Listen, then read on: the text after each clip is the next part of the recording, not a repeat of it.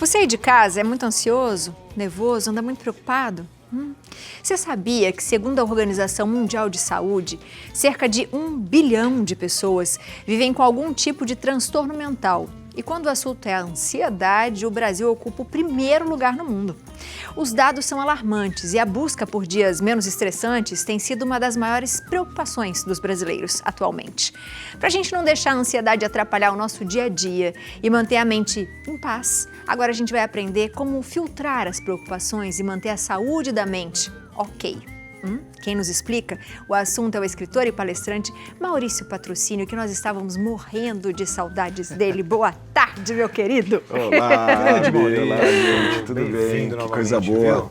Que coisa boa. Seja bem-vindo. Eu estava ansioso, mas controlando minha ansiedade para voltar, né? Não é? É uma ansiedade boa, né? É uma ansiedade boa, é uma saudade, né? Tem uma frase que veio muito forte esse ano, que é assim, o sentido que nós temos é o sentido que nós damos. Então, é exatamente isso, né? Eu estava ao longo do ano, a gente correndo e tal, e eu acho que eu vim aqui no comecinho do ano, se eu não me engano, e no final do ano passado. E aí eu pensando, puxa, faz tempo que eu não vou lá na TV Aparecida, né? E de repente vocês me chamam. Então, eu acho que é muito sobre isso, a gente entender o fluxo das coisas, né? Hoje todo mundo tem ansiedade, eu tenho meus momentos de provocação de ansiedade, mas a questão é como a gente lida com isso, né? Exato. E eu nunca se falou tanto em ansiedade muito, assim, né? Muito. Está se falando muito sobre isso. E a nossa cabeça também, né? Eu acho que hoje, com tanta coisa, a gente não desliga. Por mais que a gente queira, às vezes a gente não consegue. Exato. E a gente tem muitas preocupações, né? Às vezes a gente dá mais importância para coisas que não deveria, mas elas não deixam de ser preocupações da nossa cabeça. Não tenha dúvida. E ao mesmo tempo, a gente também espera muito. Como é que a gente consegue lidar com as preocupações, sei lá, né? A casa, marido, filho, cachorro, trabalho, eu preciso estar bem informado, eu preciso estar em forma, eu preciso... No final do dia você não consegue. Você fala, meu Deus, eu acho que tá difícil isso aqui, me frustrei e me culpo. Falei que eu ia na academia e não fui. Poxa vida, você, mais uma vez, imprestável, né? Enfim, eu acho que a gente tem todo esse raciocínio, acho que quase todos os dias. Como é que a gente lida com essas preocupações e as frustrações? Sem dúvida. A doutora estava aqui agora falando, eu estava esperando para entrar ouvindo, ela veio falar de saúde ocular e falando sobre a questão do estresse, o quanto que impacta na nossa saúde física, né? E que tem a ver exatamente com isso, em como lidar com as coisas. E algo que ela falou, e eu vou repetir aqui, porque talvez quem está assistindo precisava ouvir essa mensagem, é a gente primeiro começar a discernir aquilo que eu tenho controle e aquilo que eu não tenho controle. Né? A gente quer ter controle de tudo. Eu percebo que, pelo menos, eu posso falar do nosso tempo. A gente hoje se preocupa muito mais do que os nossos antepassados. Quem tem os avózinhos vivos e etc, pergunta como é que era. Eu tenho minha avó de 94 anos. E eu pergunto para ela, ela simplesmente acordava, ia trabalhar, fazia as coisas, às vezes se divertia, às vezes descansava, às vezes trabalhava mais. E a gente hoje, a gente tem essa cobrança que a gente tem que estar o tempo todo 100% bem. E sabe uma coisa que me parece? É o seguinte, a harmonia que a gente tanto busca, porque essa é a questão, né? A gente projeta a nossa felicidade e uma vida boa numa harmonia e a gente acha que essa harmonia está tudo bem. É quando eu estou bem financeiramente, profissionalmente, minha família está bem, minha saúde está bem. Aqueles que estão solteiros almejam ter um relacionamento, aqueles que têm um relacionamento almejam que o relacionamento esteja bem. Enfim, em todos os aspectos da vida, a gente quer que tudo esteja bem o tempo todo. E existem alguns momentos que está tudo bem. Existem sim alguns momentos de tempo em tempo que está tudo bem. Mas o que me veio outro dia foi esses momentos são para a gente descansar. A natureza em si, eu estava vindo para cá pensando no nosso tema, eu faço sempre esse exercício, né? Por mais que a gente se prepare antes, mas eu venho sempre... E assim, Deus mostra para a gente nos detalhes que esse mundo aqui, que Ele criou para a gente, não é um mundo de tranquilidade. Quando a gente vai na floresta, na mata, e a gente fala, nossa, que lindo, ou mesmo na frente do mar, que traz aquela paz pra gente, mas você vai lá dentro, é um peixinho fugindo do outro, na mata é um bicho fugindo do predador, é a tempestade que vem. Então é natural da vida ter esses momentos de turbulência. A questão é como a gente lida com eles. A gente fica almejando algo, criando uma utopia de que vai estar tudo em paz. Mas a virtude da paz não é que o ambiente esteja em paz, é que eu esteja em paz no ambiente, independente de como ele estiver. Eu acho que é muito isso. A gente liga com todo mundo o tempo todo, a gente está nas mídias sociais, a gente está no WhatsApp, a gente quer reunir pessoas e aí quando a gente para, a gente fica ligando para os outros ou pensando nos outros e a gente não desliga do mundo para se ligar com a gente. E isso que você falou, como é que desliga? É tempo em tempo, a gente precisa ter o nosso tempo para a gente. A nossa vida é tempo, então eu dou a minha vida para todo mundo, cuidando da vida dos outros, preocupado com o que os outros vão falar, preocupado se o outro vai estar bem ou não. Quem é pai, mãe, avô, avó, sabe, a gente fica preocupado, né, com as crianças, será que eles vão ficar bem, será que eles estão em segurança? Gente, faz a tua parte e o resto entrega para Deus, né? Maurício, eu estava vendo uma coisa interessante esses dias, falando a respeito dos grandes inventores, dos grandes pessoas que mudaram o mundo, tipo Albert Einstein, enfim. Aí eu falei assim, poxa, você viu o Albert Einstein com qualidade de vida? Se ele tivesse qualidade de vida, ele não seria quem foi e tal. E aí um cara rebateu, ele falou assim, eu acho ao contrário, se ele tivesse qualidade de vida, ele não erraria tanto nos experimentos, talvez ele teria mais foco. Tá certo. E teria... Cara, eu achei muito interessante, não é verdade? E aí a gente fala da palavra burnout, que ficou aí também flutuando nesse ano inteiro. É o cérebro torrado. Exatamente isso. Interessante isso. Ele falou assim, cara, se ele tivesse tido qualidade de vida, tempo de dormir, pode ser que no dia seguinte ele mudaria totalmente a visão dele e conseguiria chegar no que ele queria chegar de uma forma mais rápida e tranquila. O que você acha disso? Você acha interessante? Eu acho assim, eu vejo no Instagram, no YouTube, etc., na televisão, a gente vê o tempo todo pessoas falando e tem uma linha, né? Não é uma questão de crítica, é só uma percepção. Tem uma linha de pessoas que começam a pegar exemplos e trazem certezas. Eu sempre tomo cuidado, vocês sabem disso, desde a primeira vez que eu pisei aqui. Aliás, foi o primeiro programa que eu vim, quando eu lancei meu livro, foi aqui, né? Eu até tenho que sempre agradecer a mãezinha aqui do lado. Eu sempre tomei muito cuidado para isso. A gente não tem certeza de nada. Então a gente quer comparar, muito dos burnouts existem porque a gente quer fórmulas mágicas, porque a gente quer um segredo da felicidade, um segredo do sucesso, ou a gente pega um caso específico de sucesso e a gente acha que tem que seguir aquilo. Deus fez cada um de nós únicos.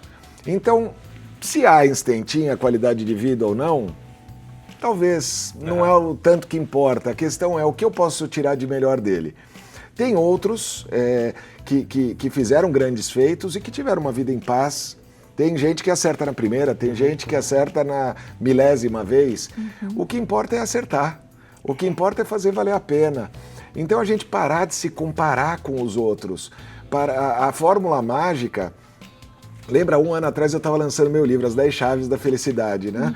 E a gente fez o exercício de falar uma chave cada dia e eu falo muito sobre isso. A chave é para desbloquear portas.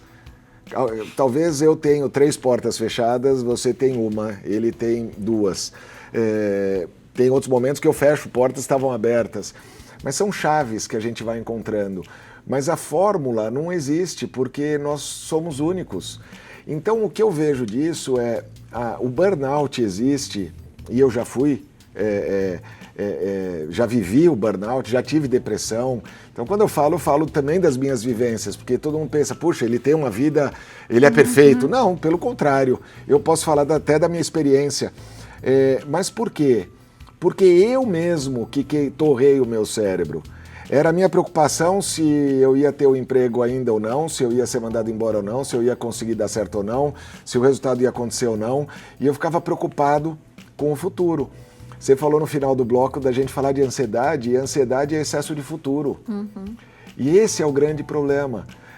A gente queima a largada, a gente usa todos os nossos recursos emocionais, físicos, químicos do corpo, porque a gente fica querendo viver o que ainda não é. Então, para onde eu quero ir? O que eu posso fazer? E volta para o hoje, vive o presente. Faz sentido ou não? Total, Não, total. e a gente certeza. fica pensando tanto no futuro que a gente esquece de viver o presente. Claro. Né? Que é Às o vezes presente. o que é o essencial. Porque eu não sei se eu vou estar aqui amanhã, né? E a gente Exatamente. tem esse egoísmo, né, de achar que a gente é, sei lá, um super-homem, uma super-mulher que vai conseguir tudo e que vai... Calma, a gente não sabe o dia de amanhã. E eu acho que essa coisa da ansiedade tem muito a ver com a expectativa. Muito. Porque a gente sempre espera algo, por mais que a gente fale assim, mas eu sou assim e tá tudo bem. Será que tá tudo bem mesmo? Será que você não realmente não tá esperando algo de alguém ou algum momento? E eu acho que é aí que vem a frustração, né? Como é que a gente consegue lidar com esse tipo de coisa? Porque a gente sempre espera algo de alguém ou de algo. É, Sim. Maurício, fala que eu vou anotar agora. Vou anotar isso aí, me dá cara. Vamos lá, eu sempre tive muita expectativa. E teve uma vez, numa terapia, e aqui eu quero dar um recado importante. A gente está falando aqui sobre como viver melhor, como lidar com o dia a dia, trocando essas experiências. Mas tem horas que a gente precisa de uma ajuda externa. Sim.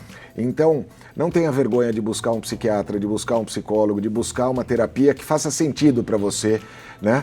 Tem momentos que a gente precisa de ajuda. Então é importante a gente trazer isso aqui, porque às vezes a gente fica preso, né, no turbilhão. E por que eu estou falando isso? Porque eu estava fazendo uma terapia e eu falava das expectativas. Isso foi em 2000. E aí eu falava que eu tinha uma expectativa, que eu queria que acontecesse isso, aquilo, aquele outro. E meu terapeuta, que virou um mentor, ele falou assim, expectativa só traz frustração. Aí eu fiquei pensando, bom, mas expectativa só traz frustração, então para eu não me frustrar, eu não tenho que ter expectativa de nada. Aí eu falei assim, não, talvez não, né? talvez não. A questão é como eu lido com isso. Né? Eu gosto, e no meu livro, nas minhas palestras, eu falo sobre isso, como lidar com a expectativa. A expectativa é um dos elementos do quarteto da infelicidade, que eu chamo. Expectativa, ansiedade, culpa e medo. São 4 coisas que detonam a gente. A expectativa, ela está muito ligada a eu fazer um plano de ação, a eu criar objetivos, mas não me apegar a eles. Às vezes a gente quer algo em uma determinada forma, em um determinado tempo. A forma e o tempo não dependem da gente. Agora, desejar aquele algo, sim, então a gente pode ter um desejo. A gente, aliás, é bom ter um desejo, um anseio, porque isso move a gente. Um dos maiores problemas que a gente pode viver é aquele vazio de não ter sonhos, de não ter objetivos. O objetivo é para onde eu vou, perfeito. Mas tirar esse apego do como e do quando aquilo vai acontecer.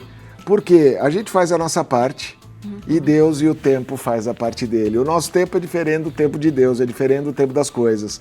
Às vezes a gente quer algo de uma determinada forma, mas talvez a gente vai ser merecedor de algo muito melhor.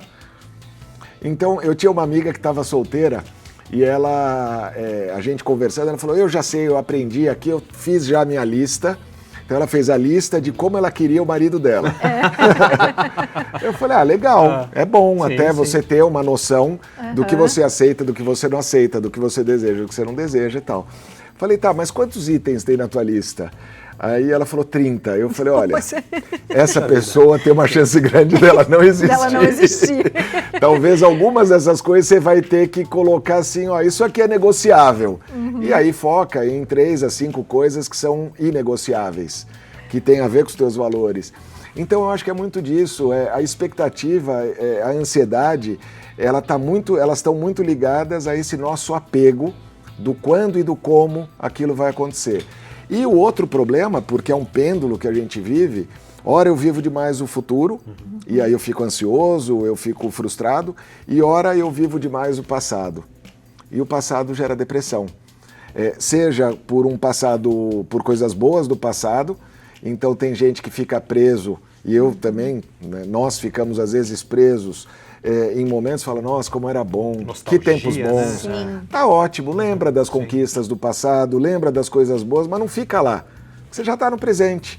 Tem gente que fica preso nas coisas ruins do passado. Aí vem a culpa. Né?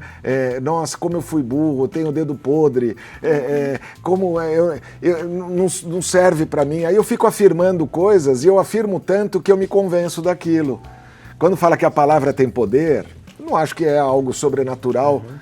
Eu acho que a palavra tem poder porque você repete tanto que você, se ouvindo, se acredita naquilo. Então tem um poder. né? Sem dúvida Exatamente. nenhuma. Como que a gente Maurício. pode... Eu falo que dezembro é um mês de muita reflexão, né? Que bom, né? Que a É o gente mês, faça é o isso que eu mais mesmo. gosto do ano. Eu acho também que é o balanço, né? É. A gente faz aquele balanço. Como é que a gente pode melhorar isso tudo, né? A gente se avaliar e falar, poxa, esse ano eu sofri à toa por isso, porque a gente vai ter essa lista. Tem. Mas como é que a gente pode pensar isso para um próximo ano, para a gente melhorar um pouco a nossa saúde? Para ficar naquela coisa do respira, não pira mesmo, Exato. sabe? Quando isso acontecer, o que eu posso fazer? Eu comecei um exercício, curiosamente, eu sentei aqui, a gente estava falando sobre o quão desafiador para mim e para você também, eu descobri agora, foram esses últimos 2 anos, né? Foram anos de aprendizado para muita gente, né? E a gente está num momento, numa dinâmica do mundo que cada vez mais a gente é desafiado a aprender. Não é fácil. E por não ser fácil, precisa de mais mérito. E aí o que eu fiz? Eu agora, chegando no final do ano, intuitivamente eu começo a lembrar da minha história. Então eu comecei a lembrar de como eu terminei o ano passado, como eu comecei esse ano, e eu fui lembrando as coisas que foram acontecendo. Não tão estruturado, né, numa linha do tempo, mas eu fui vendo que muitas das coisas que eu desejei quando eu comi lentilha, quando eu pulei as 7 ondas e etc., muitas das coisas que eu desejei aconteceram, outras não. Mas essas que não aconteceram, elas ainda podem acontecer e outras já não fazem mais sentido. Então a gente fazer esse balanço, como você falou, né? Eu gosto da palavra balanço, porque a gente está no planeta que a gente vive, tem a gravidade que empurra a gente para baixo. Quanto mais pesado eu estou, mais força eu preciso ter. Por outro lado, a gente está buscando equilíbrio o tempo todo. Quando a gente está em pé, a gente não fica em nenhum momento estagnado, estático. Só o que não tem vida é que fica estático. Todo o resto que é vivo tem movimento. Então a gente precisa saber esse movimento. Então fazer esse balanço é saber, certamente quem está assistindo aqui teve muita coisa boa que aconteceu esse ano e teve algumas coisas, ou para alguns muita coisa que não foi tão boa, ou que foi ruim, ou que doeu, reconhece, acolhe, né? Mesmo as grandes dores, elas trazem algo positivo. Sim. Quando a gente perde alguém querido, a gente só sofre porque foi querido. Então, em vez de eu ficar sofrendo só a perda, eu posso agradecer o fato de ter tido. Né? Eu não perco aquilo que eu não tenho. Então, é dar esse significado. Eu acho que esse é o momento. Meu conselho vai dar uma caminhada, desliga de tudo e de todos, toma um tempo agora no final do ano, vai numa praça, num parque, num quarteirão, não precisa pagar nada para fazer isso. E vai conversar com você, tá tudo certo. Muito bom, muito obrigado, né? Viu? Autoconhecimento. Coisa boa. Seja sempre bem-vindo, volte mais. A gente não pode dar esse tempão assim, não. Nem acho, falou do tempo, falei, nossa, como passou rápido. Não pode, o pessoal já fica pondo pressão aqui, eu nem falei nada e já estão falando para encerrar. Eles são assim mesmo, esse povo é tudo assim esquisito. Conte comigo, que tenham ansiosos aqui. Um lindo Natal, um lindo Ano Novo. Pra nós, né? Que sejamos todos abençoados aí nesse ano que vem. Amém. E que a gente se veja mais. Assim seja. Você de casa aproveita para seguir o nosso querido Maurício, @mauricio.patrocínio. Tem também o site que você vai ver todos os livros dele, www.mauriciopatrocínio.com.br. Obrigado, gente. Muito obrigado, viu?